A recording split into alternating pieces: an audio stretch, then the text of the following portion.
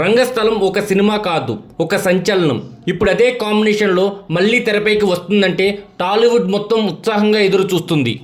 Peddi cinema తర్వాత రామ్ చరణ్ లైన్లప్లో ఉన్న సుకుమార్ ప్రాజెక్టుపై క్లారిటీ వచ్చింది. రంగస్థలం తర్వాత మళ్ళీ చరణ్ సుక్కు కాంబినేషన్లో రిపీట్ అవబోతుంది.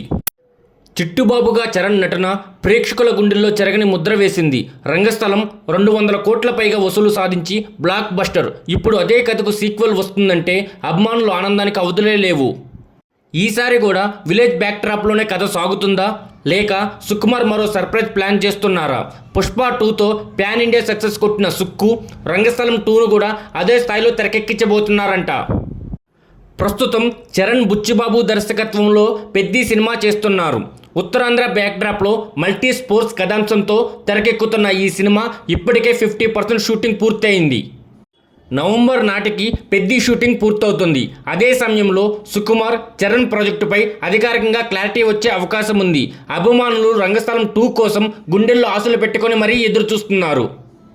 ఒకసారి చరణ్ సుకుమార్ కలిసినప్పుడు చిట్టుబాబు జన్మించాడు. ఇప్పుడు మళ్ళీ కలుస్తున్నారు. మరి ఈసారి తెరపై ఏ మాయ జరుగుతుందో టాలీవుడ్ మొత్తం ఊహల్లో తెలుతుంది. దీనిపై మీరేమనుకుంటున్నారో కింద కామెంట్ సెక్షన్లో కామెంట్ చేయండి.